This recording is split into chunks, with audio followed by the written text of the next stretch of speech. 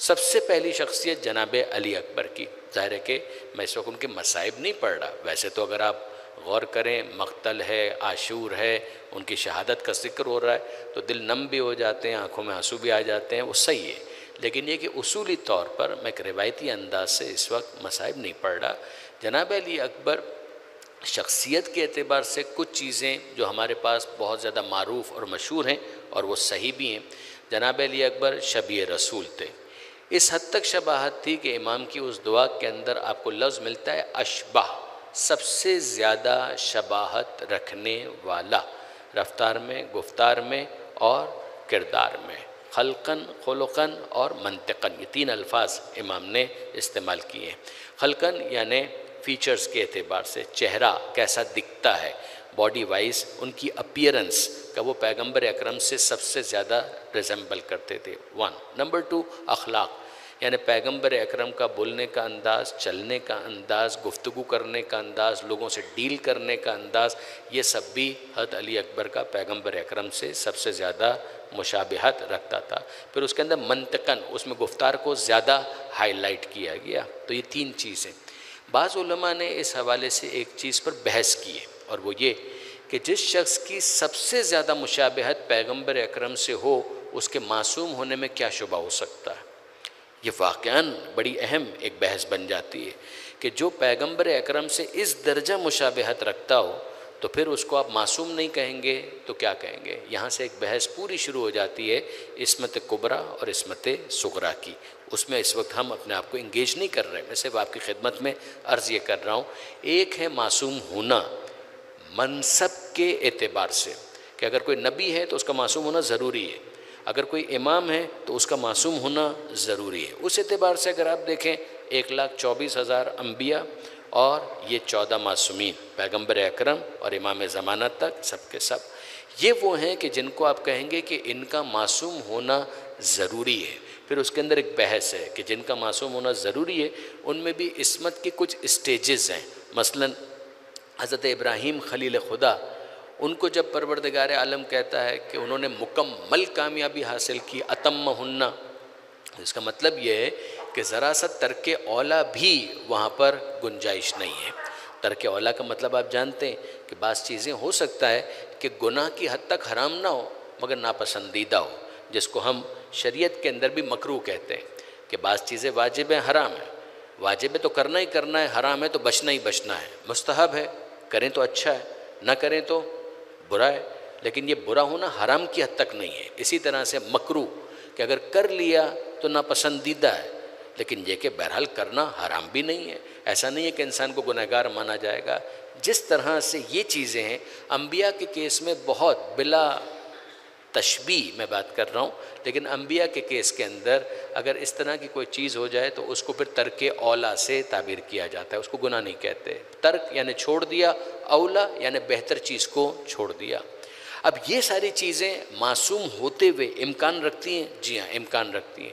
مگر ابراہیم علیہ الصلاۃ والسلام جہاں پر خلیل خدا، جہاں پروردگار عالم یہ کہے اتمہن کہ انہوں نے مکمل کامیابی حاصل کی، تو اس کا مطلب یہ ہے 100% کا مطلب ہے کچھ فریکشن بھی کم نہیں ہوا.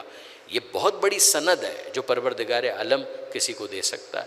تو اگر پروردگار کہہ رہا ہے کہ انہوں نے مکمل کامیابی حاصل کی تو اس کا مطلب مکمل کامیابی حاصل کی. اس کا مطلب یہ ہے کہ وہاں پر ترک اولیٰ کے لیے بھی کوئی اسپیس موجود نہیں ہے، اس درجے کی عصمت اور معصومیت. یہ بحث ہے کہ جن کے لیے منصب کے اعتبار سے معصوم ہونا ضروری ہے ان میں بھی رتبوں کے اعتبار سے فرق ہے. لیکن اب فرض کیجئے کہ کوئی شخص منصب کے اعتبار سے معصوم نہیں ہے، منصب کے اعتبار سے اس کا معصوم ہونا ضروری نہیں ہے، تو کیا سب کے سب غیر معصوم ہوتے ہیں؟ یہ ایک دلچسپ بحث ہے. پھر اس کے بعد حضرت علامہ سید علی نقی صاحب ایک جگہ پر انہوں نے یہ ارشاد فرمایا کہ میری زبان کانپنے لگتی ہے حضرت عباس کے لیے، کہ میری ہمت نہیں ہوتی ہے کہ میں ان کو غیر معصوم کہہ سکوں. جناب زینب کے لیے کہ میری ہمت نہیں ہوتی ہے کہ میں ان کو غیر معصوم کہہ سکوں. کہ اس اعتبار سے کہ منصب امامت نہیں ہے. جب منصب امامت نہیں ہے تو معصوم ہونا ضروری نہیں ہے، لیکن ضروری نہ ہونے کا یہ مطلب نہیں ہے کہ وہ معصوم نہیں ہے. ایک انسان صاحب منصب نہ ہونے کے باوجود اپنے کردار کو اتنا بلند کر سکتا ہے کہ اس بلندی کے بعد اس کو عصمت صغریٰ پر فائز سمجھا جائے۔ یہ حضرت عباس، جناب زینب، اب آپ اس کے بعد جو قم میں جناب فاطمہ معصومہ سلام اللہ علیہا، ان کے نام کے ساتھ لاحقہ لگا ہوا ہے معصومہ، تو ظاہر ہے معصومہ ان کا ہونا منصب کے اعتبار سے نہیں ہے، یہ کردار کی بلندی ہے۔ اس بات کو ذہن میں رکھیے گا کہ بعض شخصیات ہمارے پاس ایسی ہیں کہ جن کے اوپر بجا طور پر ہم فخر کر سکتے ہیں کہ انہوں نے اپنے کردار کو اتنا ایلیویٹ کیا کہ اگرچہ منصب کے اعتبار سے ان کا معصوم ہونا ضروری نہیں تھا، کہ وہ امام اپوائنٹڈ من اللہ نہیں تھے، لیکن اس کے باوجود ان کا کردار بہت اعلیٰ ہے۔ جناب علی اکبر اس کیٹیگری کے اندر فال کرتے ہیں، اس لیے کہ یہ جو امام نے سند دی ہے نا، سب سے زیادہ شباہت رکھتا ہے صورت میں، سیرت میں، رفتار میں، گفتار میں، تو پھر معصوم ہونے میں کیا باقی بچا؟ یہ باقاعدہ ایک بحث کی گئی۔ جناب علی اکبر کے حوالے سے ایک دوسری بہت دلچسپ بحث ان کی عمر کے بارے میں، عام طور پہ مشہور ہمارے یہاں 18 برس ہے، اور اس کے لیے بھی دلائل ہیں، مگر یہ یاد رکھیے گا ایک قول اس کے علاوہ بھی ہے، جس کے مطابق جناب علی اکبر کی ایج ایسٹیمیٹ کی گئی ہے تقریباً 25-26 سال تک۔ میں کسی کنٹروورسی کے اندر نہ پڑھنا چاہتا ہوں، نہ اپنے آپ کو الجھانا چاہتا ہوں، نہ آپ کو انگیج کرنا چاہتا ہوں، چونکہ ایک بات ہو رہی ہے لہٰذا میں آپ کے سامنے صرف گزارش کر رہا ہوں کہ یاد رکھیے گا کہ جناب علی اکبر کے بارے میں صرف 18 برس کا قول نہیں ہے، ہاں 18 برس کا قول ضرور ہے، مشہور بھی ہے، کتابوں میں بھی آیا ہے، لیکن ایک دوسرا قول ہے کہ جس کی بنیاد پر 25 سال تک بھی ان کی ایج کو ایسٹیمیٹ کیا گیا۔ اسی کے ساتھ ایک آف شوٹ لگا ہوا ہے، وہ یہ کہ امام زین العابدین علیہ السلام کے مقابلے میں جناب علی اکبر بڑے تھے یا چھوٹے تھے، اس کا ڈائریکٹ تعلق اس بحث کے ساتھ ہے۔ پھر اس کے بعد بحث آتی ہے کہ جناب امام زین العابدین علیہ السلام اگر بڑے نہیں تھے تو کیسے ممکن ہے کہ بھائی چھوٹے ہوں اور پھر امام ہوں؟ تو یہ بات ذہن میں رکھیے گا کہ اس میں ہمارے پاس معیار ایج وائز بڑا چھوٹا ہونا نہیں ہے، ہمارے پاس معیار ہے کہ پروردگار عالم کی نگاہ انتخاب جس پر ٹھہرے گی، وہ جس کو نبی کہے گا وہ نبی ہوگا، وہ جس کو امام کہے گا وہ امام ہوگا۔ اس کا اس سے کوئی تعلق نہیں ہے کہ ایج وائز کون بڑا ہے کون چھوٹا ہے۔ تو یہ یاد رکھیے گا کہ جناب علی اکبر کے بارے میں بہت سے محقق علماء اس بات کے قائل ہیں کہ جناب علی اکبر ایج وائز جناب سید سجاد سے بھی بڑے تھے، تو اگر ان سے بڑے تھے تو ڈیفینیٹلی اگر آپ اس کا حساب کتاب جوڑیں تو سید سجاد کی ولادت ہے 38 ہجری میں، 38 ہجری میں، تو 38 ہجری کے حساب سے اگر آپ چلائیں تو پھر کربلا میں امام کی ایج تقریباً 22-23 سال بنتی ہے، تو 22-23 سال اگر چوتھے امام کی ایج ہے تو جناب علی اکبر کی ایج ان سے اگر زیادہ ہے تو اس کا مطلب یہ ہے کہ 22-23 پلس، تو سم ویئر اراؤنڈ اس کو 25 سال بھی ایسٹیمیٹ کیا گیا ہے۔ میں پھر آپ سے عرض کر رہا ہوں کہ اس کا کوئی تعلق ایمانیات کے ساتھ، عقائد کے ساتھ نہیں ہے کہ ہم جناب علی اکبر کو 18 برس کا مانیں یا 25 برس کا مانیں، یہ ایک تاریخ کا مسئلہ ہے، لیکن اتنا طے ہے جوان تھے، کڑیل جوان تھے، اس بارے میں ایک اختلاف تھا، وہ میں نے آپ کی خدمت میں گزارش کر دیا۔ اب آئیے اس کے بعد بنو امیہ کی پالیٹکس، کہ جس کو واقعاً سمجھنے کی ضرورت ہے۔ جناب علی اکبر کی والدہ جناب لیلا کزن ہے یزید کی، یعنی اگر آپ دوسرے اعتبار سے دیکھیں تو امیر شام ان کے ساتھ تعلق ہے، رشتہ داری ہے۔ جناب لیلا کا کردار اتنا اعلیٰ ہے کہ علامہ سید علی نقی صاحب نے خود اپنی کتاب کے اندر یہ لکھا کہ یہ حوالہ ان کے کردار کو دیکھنے کے بعد انتہائی ناگوار محسوس ہوتا ہے، ایک ناگوار ذمیمہ جو لفظ انہوں نے استعمال کیا۔ لیکن اگر آپ دیکھیں تو بنو امیہ نے جناب علی اکبر کو ٹریپ کرنے کی اپنے ظرف کے مطابق کوشش پوری کی، جیسے جناب عباس کے کیس میں آپ جناب ابوالفضل عباس کے حوالے سے بھی اگر دیکھیں گے تو آپ کو یہ کوشش نظر آئے گی کہ جناب علی اکبر کو بھی ٹریپ کرنے کی کوشش کی، جناب عباس کو بھی ٹریپ کرنے کی کوشش کی۔ جناب عباس کے لیے 2 امان نامے بھجوائے گئے، 2 امان، ایک شمر لے کر آیا تھا دور کی رشتہ داری کا حوالہ دے کر، اسی طریقے سے ایک اور جس کا ذکر کم ہوتا ہے وہ شخص ہے عبداللہ، یہ بھی بنی کلاب سے تھا، اس کا بھی تعلق جناب ام البنین کے خاندان سے تھا، اور اس نے بھی ایک امان نامہ حاصل کیا تھا کوفہ میں ابن زیاد سے، اور کوشش کی تھی کہ اس طریقے سے حضرت عباس کو ٹیمپٹ کیا جا سکے۔ میں نے کل بھی یہ کہا تھا یا شاید پرسوں کہ فکر ہر کس بقدر ہمت اوست، ہر شخص اپنے تھاٹس کے مطابق ہی سوچتا ہے، ٹپکے گا وہی ظرف سے جو ظرف میں ہوگا۔ مگر آپ جانتے ہیں کہ شمر بھی جب آیا اور اس نے کہا کہاں ہیں میرے بھانجے کہاں ہیں، میں ان سے بات کرنا چاہتا ہوں. اور حضرت عباس علیہ السلام ان کو رسپونڈ بھی نہیں کرنا چاہ رہے تھے. تو اس موقع پر امام حسین نے کہا تھا کہ عباس رشتے کا چاہے دور کا رشتہ کوئی حوالہ اس نے دیا ہے نا، کم سے کم اس کی بات سنو کہ وہ کیا کہہ رہا ہے. اور جب ابو الفضل عباس گئے تو اس نے کہا کہ تم لوگ کیوں لڑ رہے ہو، تم لوگ حسین کا ساتھ کیوں دے رہے ہو، یہ امان نامہ تمہارے لیے موجود ہے، آؤ تمہارے لیے سیف ایگزٹ ہے، تم لوگ چلے جاؤ. تو اس موقع پر حضرت ابو الفضل عباس نے جو جواب دیا تھا وہ واقعاً وہی ہے جو ان کی زبان پر آنا چاہیے تھا. انہوں نے کہا تھا کہ میرے لیے امان ہے اور فرزند رسول سے جنگ ہے، میں تجھ پر بھی لعنت بھیجتا ہوں، تیری امان پر بھی لعنت بھیجتا ہوں. یہ وہ جواب ہے کہ جس کی ہم توقع کرتے ہیں. اس طرف اگر آپ دیکھیں، اس طرف یعنی وہ جو دوسرا شخص ہے عبداللہ، اس کا جو امان نامہ تھا اس کو بھی انہوں نے کہا کہ ہمیں ابن زیاد کی امان کی کوئی ضرورت نہیں ہے، خدا کی امان ہمارے لیے بہت کافی ہے. دونوں کو رسپونڈ کیا. یہ سازشیں تھیں کہ کسی طریقے سے جناب عباس کو امام حسین سے دور کیا جائے. فیلئر ہوا. دوسری طرف اگر آپ دیکھیں تو جناب علی اکبر کے کیس میں یزید کے زمانے کی بات نہیں کر رہا، یزید سے پہلے امیر شام کے زمانے میں ہم دیکھتے ہیں کہ دربار میں امیر شام کے باقاعدہ علی اکبر ڈسکس ہو رہے ہیں.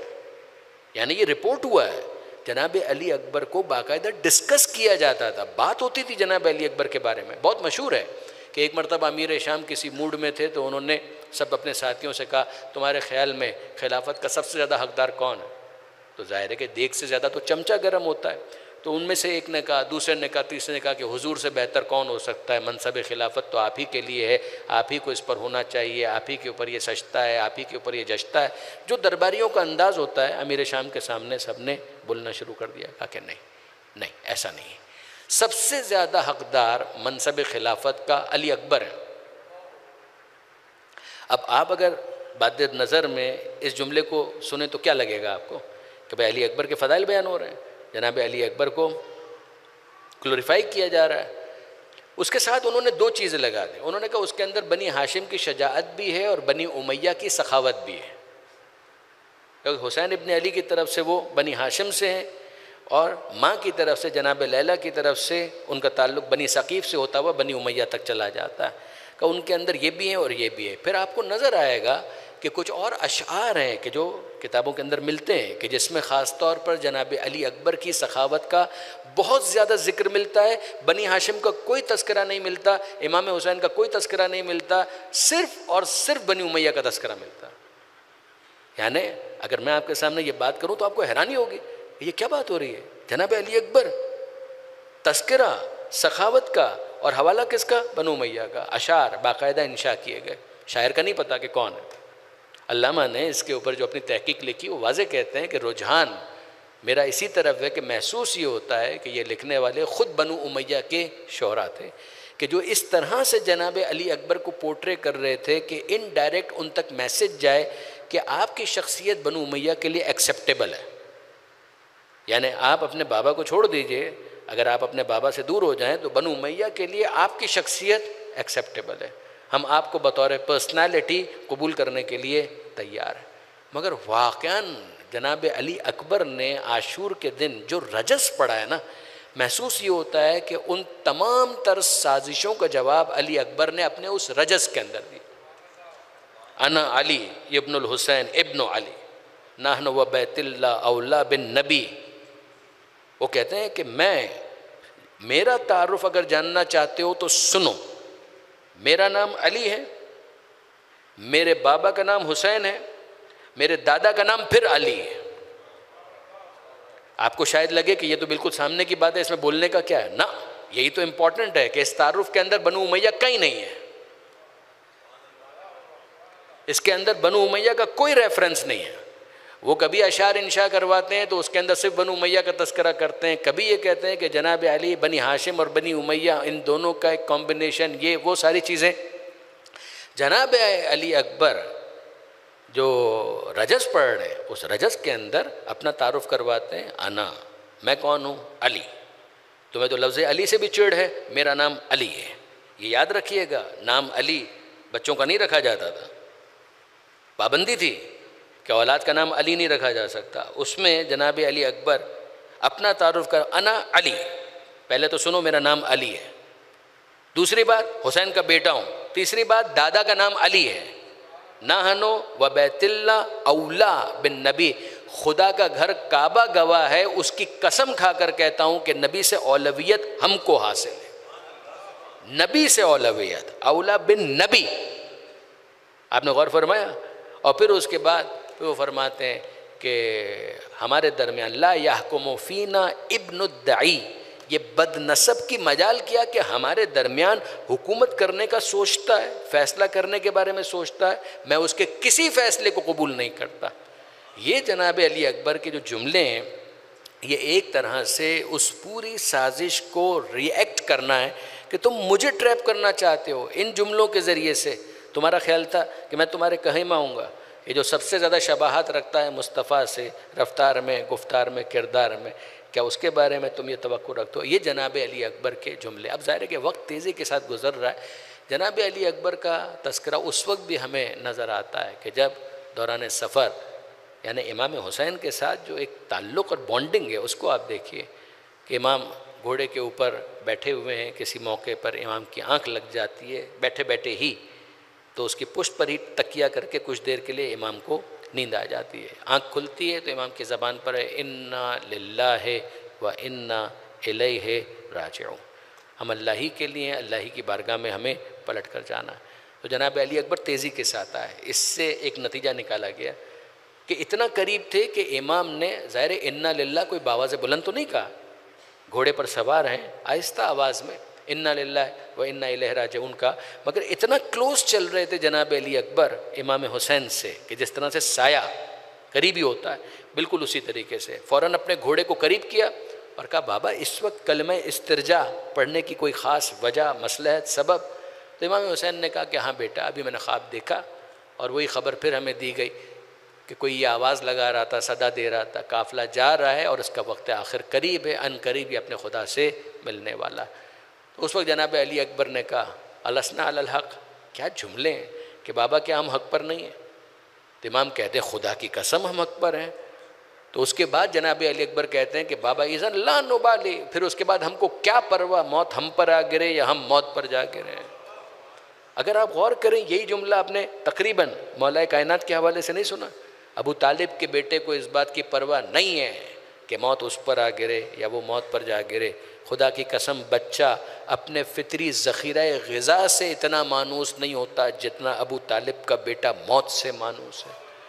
یہ جملے، یہ خاندان بنی ہاشم، یہ علی کا گھرانہ، وہ اس طریقے سے ان موضوعات کے اوپر گفتگو کرتا ہے.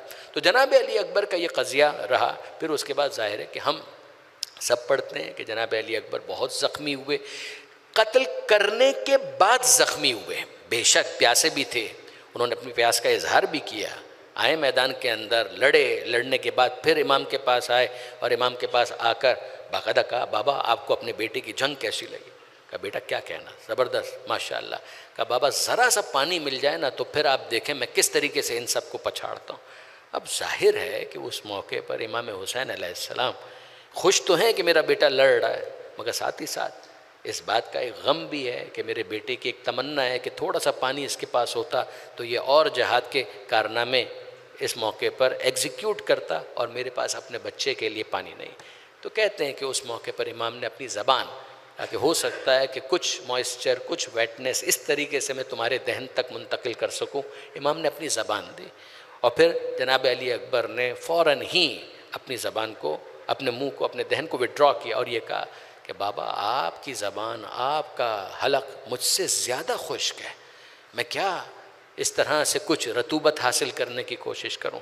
پھر اس کے بعد امام نے انگوٹھی کا نگینہ دیا کہ اسے اپنے دہن میں رکھو، اور پھر کہا کہ بیٹا تمہیں ساقی کوثر سیراب کریں گے. یہ کتابوں کے اندر ساقی کوثر تمہیں سیراب کریں گے. پھر جناب علی اکبر میدان کے اندر گئے اور انہوں نے جہاد کیا، اور اس جہاد کے نتیجے میں اتنے لوگ قتل کیے، یہ پیاسا مجاہد، یہ پیاسا جہاد، اتنے قتل کیے. الفاظ ہیں کہ ان کے اس جہاد کے بعد لشکر یزید کے اندر کوہرام مچ گیا اور کثرت مقتولین کی وجہ سے لوگ چیخنے لگے. جہاد جناب علی اکبر نے غیر معمولی کیا. میں اپنے جوانوں کی خدمت میں بار بار ان تقریروں کے اندر میں نے شاید 3-4 مرتبہ اس بات کو تکرار کیا. علم ہے کہ شہید ہونے والے ہیں، اس کا مطلب سرنڈر نہیں ہے، اس کا مطلب گیون کر دینا نہیں ہے. اپنا 100% میکسیمم ایفرٹس کرنے کے بعد پھر شہادت کو قبول کرنا، اس کا مزہ۔ جناب علی اکبر ظاہر ہے کہ جب وقت آخر جو رسمی اعتبار سے آپ سنتے ہیں وہ سب اپنی جگہ پر، مگر جناب علی اکبر نے ایک اور جملہ بھی کہا تھا۔ امام کا وہ جملہ پڑھا جاتا ہے، کم پڑھا جاتا ہے، شاید ہم نے بھی کم پڑھا ہو، کہ امام نے قریب آ کر یہ جملہ کہا، وَعَلَى الدُّنْيَا بَعْدَكَ الْأَفَا، اے بیٹا تیرے بعد دنیا کی زندگی پر خاک۔ اور پھر جناب علی اکبر نے ایک جملہ کہا، اور وہ جملہ کیا تھا کہ بابا جو آپ نے کہا تھا وہ ہو گیا، مجھے سیراب کر دیا گیا۔